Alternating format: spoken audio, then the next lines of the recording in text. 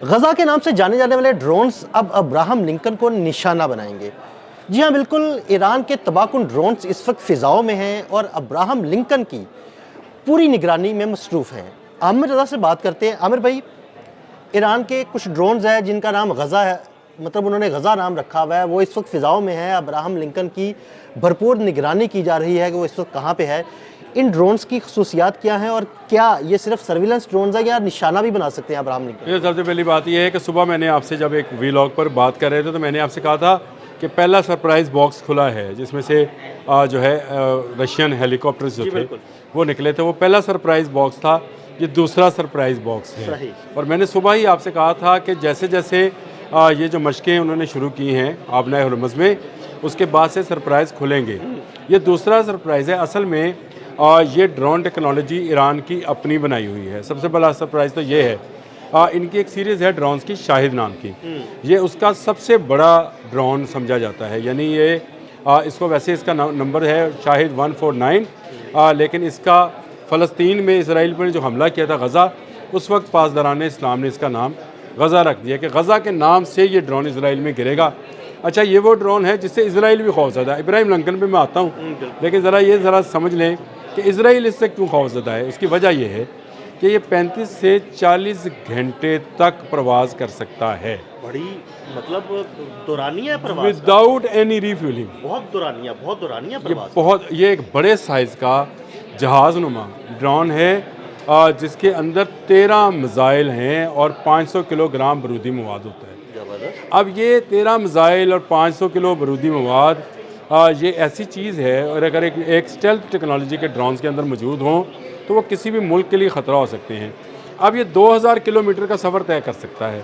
अब 2000 किलोमीटर का मतलब है इसराइल। बिल्कुल। अब आप पहले देखें, आबनाए हुर्मुज़ में खड़ा है इब्राहिम लिंकन, आबनाए हुर्मुज़ के साथ हाँ जी, बिल्कुल है, वो इंटरनेशनल पानियों के अंदर, इंटरनेशनल पानी। लेकिन आबनाए हुर्मुज़ की बिल्कुल, सरहद वो पे खड़ा है। मशरक़ वस्ता के करीब जो पानी है ना, एक तरफ रेड सी बहीरा अरब है, हाँ हाँ, एक तरफ बहरे हिंद है, उनके दरमियान में में, हाँ जी, यहाँ पे है।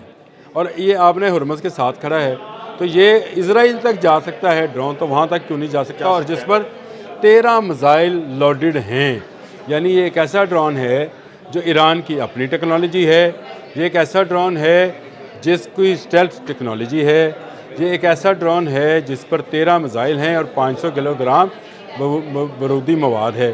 तो ये ख़तरा है उन तमाम इलाकों के लिए जो कि इसराइल के ज़ेरे इंतज़ाम हैं, और उन तमाम जहाज़ों के लिए जो अमेरिका के ज़ेरे इंतज़ाम इस वक्त बहरा हिंद में, बहरा अरब में आबनाए हुर्मुज़ के साथ खड़े हैं, जिसमें सबसे बड़ा जहाज़ जो है वो अब्राहम लिंकन है। तो ये गज़ा नामी जो सरप्राइज़ है ये आ गया है सामने। ये ड्रोन है, और ये ड्रोन विदाउट पायलट, आप ड्रोन तो खैर सब समझते हैं।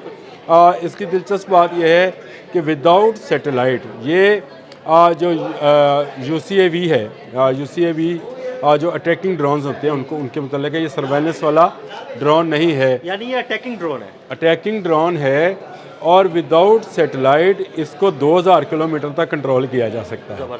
ड्रोन आपको पता है कि आपके उसके लिए एक कंट्रोल सेंटर होता है जहाँ पर बैठ कर उसको कंट्रोल किया जाता है।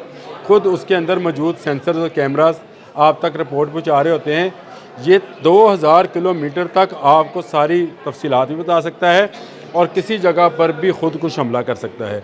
यानी खुदकुश हमले से मुराद ये है कि इसके मिसाइल भी फेंके जा सकते हैं, और अगर इसको भी नुकसान पहुँचे तो ईरान को इसमें भी कोई प्रॉब्लम नहीं है, क्योंकि ये उसका अपना तैयार करता है। अच्छा हाँ, तो सबसे बड़ी बात है वो ये है कि आज तक दुनिया को ये नहीं पता कि शाहिद सीरीज़ के कितने ड्रोन्स ईरान बना चुका है।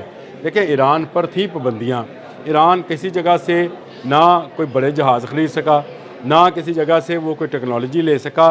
सैंक्शंस लग जाती हैं, कुछ अक़वाम मुत्तहिदा में मसला उठा लिया जाता है। जैसे उसने रशिया के साथ न्यूक्लियर रिएक्टर्स की बात की तो अक़वाम मुत्तहिदा में मसला आ गया, वहाँ चीन को डिफेंड करना पड़ा, और कहा गया कि जी हम इसको मेक श्योर करेंगे कि ईरान इससे जो है वो एटम बम नहीं बनाएगी, यानी न्यूक्लियर पावर नहीं होगा, और हाँ बिजली बना सकता है। तो ये मेक श्योर किया गया। इस सारी सूरत हाल में ईरान ने मुख्तलिफ़ टेक्नोलॉजीज़, जो ऐसी टेक्नोलॉजीज़ थी जो फ़िज़ा से तल्लुक़ रखती हैं, जैसे ड्रोन्स हैं। मैंने आपके साथ F313 में नखले आपके साथ किया कि नहीं किया? अलग से एक वीडियो किया था इसके बारे में, लेकिन मैंने किया था, हाँ बात की हुई है। F313 जो है वो एक जहाज़ नुमा है और उसके ऊपर एयर टू एयर मिसाइल्स नस्ब हैं।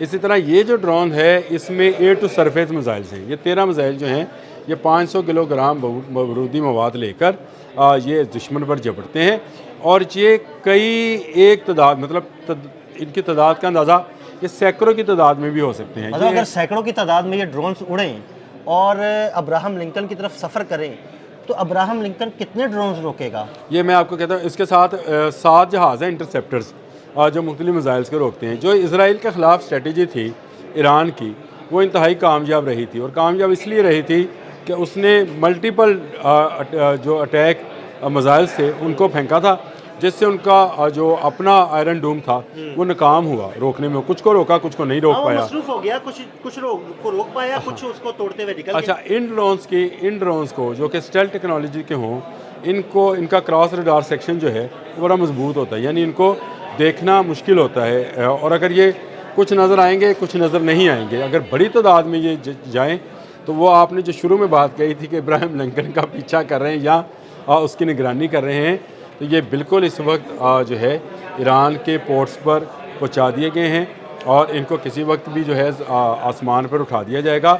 जैसे ही ये खबर मिलेगी कि कोई अटैक जो है ईरान की तरफ बढ़ रहा है तो ये ड्रोन्स जो हैं मुल्क के चारों तरफ से महवे पराज होंगे। कहीं ये इसराइल में जा रहे होंगे, कहीं ये उर्दन में जा रहे होंगे, क्योंकि उर्दन की सरहद के साथ साथ इनकी तनसीब की गई है। और उर्दन में बता चुका हूँ कि क्यों की गई है, क्योंकि उर्दन में उन्होंने अपने F-15 ईगल्स जो हैं उनको लॉन्च किया है। अब जहाज़ के बदले में ड्रोन्स, आपको ये मज़ीद का हिस्सा लगेगा, लेकिन अगर ड्रोन्स बड़ी तादाद में हो तो जहाज़ उनका कुछ नहीं कर सकते हैं। ये बिल्कुल शायद बाज और चिड़िया का मुकाबला हो, लेकिन बहुत सारी चिड़िया हों कि शायद बाज को गिराने में कामयाब हो। इत्तेहाद में बरकत कहते हैं ना कि ज़्यादा लोग हों, ज़्यादा चीज़ें हों तो वो बड़े से बड़े दुश्मन को भी ज़ेर कर। अच्छा, ईरान ने इन ड्रोन्स का जाल भी बुना हुआ है। यह जाल बुने उससे मुराद ये है कि ये एक ही वक्त में कई ड्रोन हवा में जाते हैं और फिर एक ही क्या उसको कहेंगे पैगाम के ज़रिए या एक ही सिग्नल को फॉलो करते हैं। एक ही सिग्नल को फॉलो करते हुए तमाम जो है ना वो तमाम जाते हैं, प्रवास करते हैं। यानी ये एक दूसरे के साथ भी इंटीग्रेटेड होते हैं।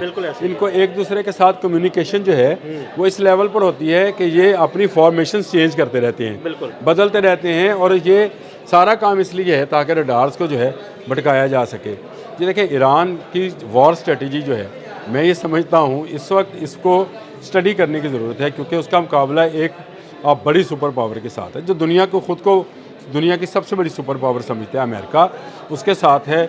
और डोनाल्ड ट्रंप जैसे क्या उसको कहेंगे जंगी दिमाग वाले बंदे के साथ उनका मुकाबला है, या वैश्य दिमाग वाला, पता नहीं अब क्या लफ्ज़ इस्तेमाल होगा, मुझे नहीं पता। हाँ, वो जो भी है उस पर फिट बैठती हैं, उसके साथ उनका मुकाबला है। तो उन्होंने अपनी तैयारी भी उसी लेवल पर जाकर की है। ये जो बात है जो कि ईरानी पासदारान कह रहे हैं कि मैदान में पता चलेगा कि क्या होता है, ये बात बिल्कुल सही है।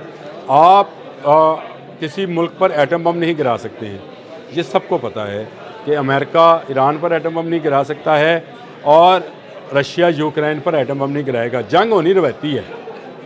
हो सकता है आपका टोमाहॉक मिसाइल बहुत ही ज़बरदस्त हो, बड़ा एक्यूरेट हो, बड़ा तेज़ रफ्तार हो, इंटरसेप्ट ना हो सकता हो, लेकिन अगर एक टोमाहॉक के मुकाबले में 15 दूसरे मिसाइल आ जाएं तो फिर आपका टोमाहॉक जब गिरेगा तो गिरेगा, वो 15 भी तो हिट करेंगे। 15 में से 15 ना करे तो 2 कर जाएंगे, और अगर 2 भी कर दो, नुकसान पहुंचाते हैं। अगर आपका एक मिसाइल भी इब्राहिम लिंकन को लगता है तो ये दुनिया का सबसे बड़ा एटमी रिएक्टर से चलने वाला जो जहाज़ है वो गया, बहरी जहाज़ गया। ना सिर्फ ये डूबेगा बल्कि अमेरिका की साख, अमेरिका का नंबर 1 होना, अमेरिका की सुपर पावर का क्लेम करना, अमेरिका का दुनिया को आंखें दिखाना, ये सब खाक की तरह जो है वो समंदर बोस हो जाएगा, यही कहा जा सकता है। हाँ, समुंदर बुर्द हो जाएगा। और ये गरूर जो है अमेरिका का, ये तबाह होने को है। ये गज़ा ड्रोन जिसकी हम बात कर रहे थे, ये मैं समझता हूँ कि ईरान ने अपना दूसरा सरप्राइज़ बॉक्स आज खोल दिया है।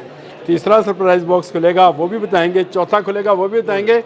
अभी मैंने आपको उनकी अपनी बनाई आप दोस्त और उस पर लगे क्रूज़ मिसाइल के बारे में बताना है। लेकिन फिर किसी वो जिस वक्त बॉक्स खुलेगा प्रॉपर वो भी बताएंगे। बहुत शुक्रिया आमिर रज़ा जी। बिल्कुल ईरान की जानिब से सरप्राइज़ देने वाला दूसरा बॉक्स खुल गया और इस बॉक्स में से बहुत से ड्रोन्स निकले हैं। आमिर रज़ा ने उन ड्रोन्स की खसूसियात के बारे में आपको तफसील से बताया। अदील अहमद और आमिर रज़ा को इजाज़त दीजिएगा। अल्लाह हाफ़िज़।